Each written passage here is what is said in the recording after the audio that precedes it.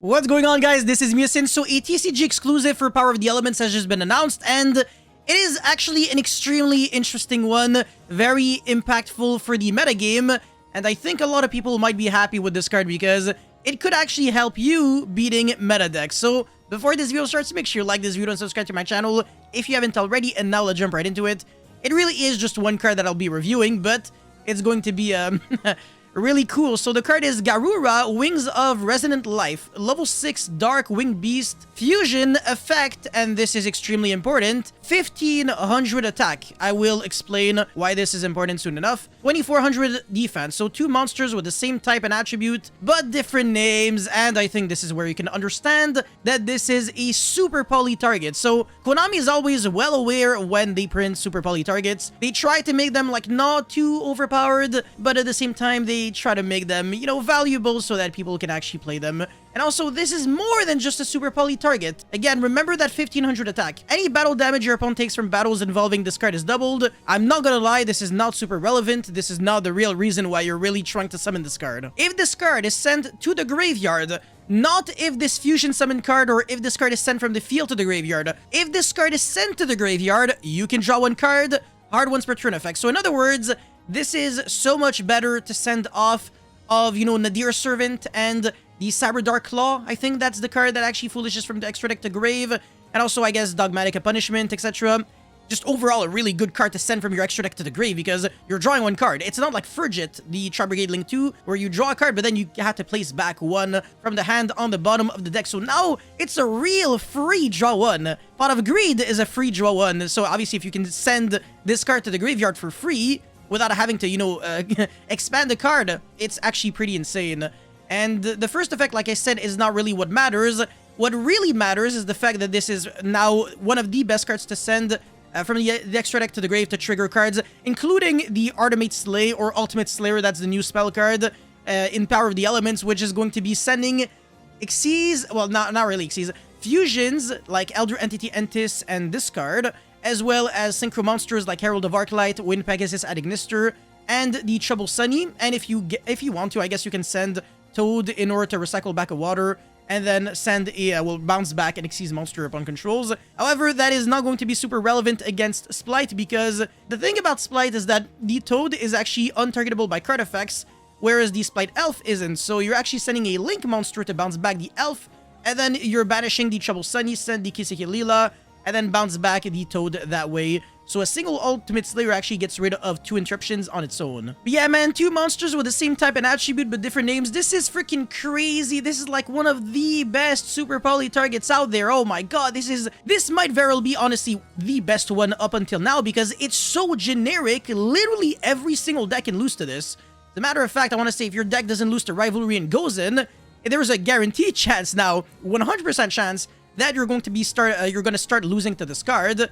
And I guess if you're playing Splight, you used to like not really lose to Super Poly before, but now all of a sudden you do, because if your Toad summons Doofrog, then you have two Water Aquas on the field, and Super Poly can now trigger its, trigger its ability. And I guess against every other deck out there, even against Dark Attribute monsters, I guess you don't really have to play Starving Venom anymore. You can just fuse away two Darks against, I don't know, Pendulum decks. They're all like Dark Spellcasters usually.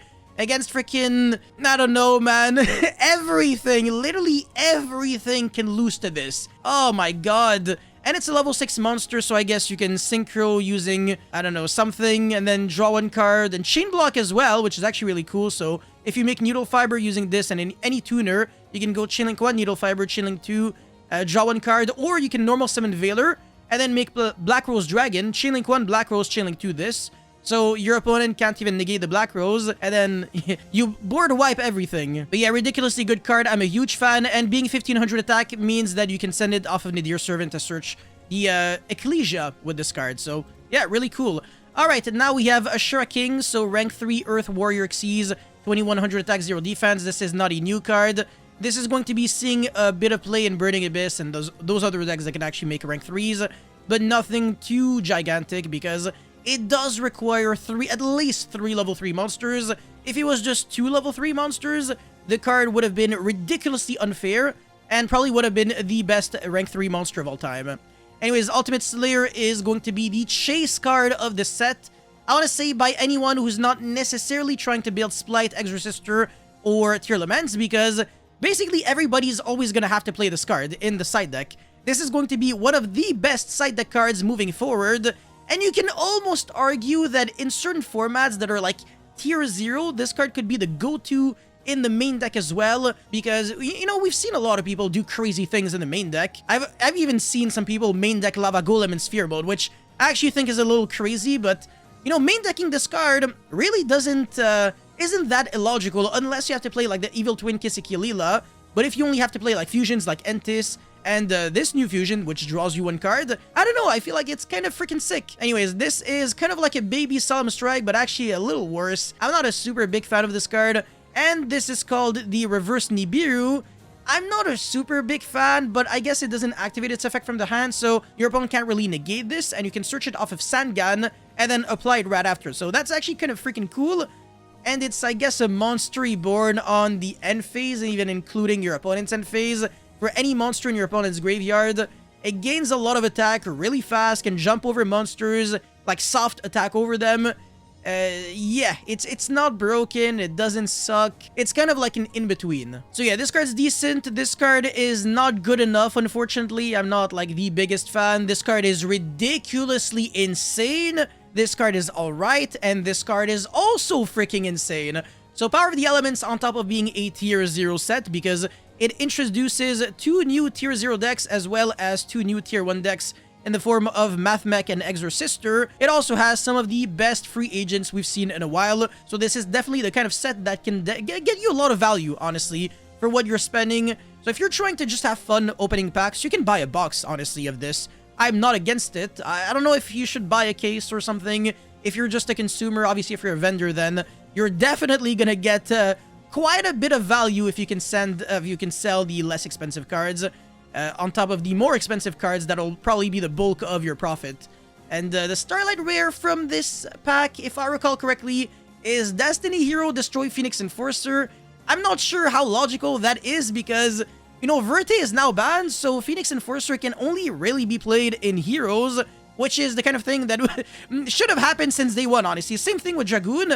Dragoon should have never been a card that could have been played outside of Dark Magician and Red Eyes. It makes no sense when the best Dragoon decks are none of these two decks. Because, you know, even in Red Eyes, it actually sucks. It's really not like you could say that it's broken. And in Dark Magician, I mean, you still have to play the same bricks. Except for Dark Magician, which is not really a brick, but ironically, it kind of is a brick. The Dark Magician in Dark Magician is a little similar to Cyber Dragon in Cyber Dragon. Sometimes it's good, sometimes it's bad. Yeah, it's the same story every single time. But yeah, a remarkable set. Let me know, guys, how you feel about this set in the comment section below. As always, don't forget to like and subscribe, and I'll see you guys very soon. Peace.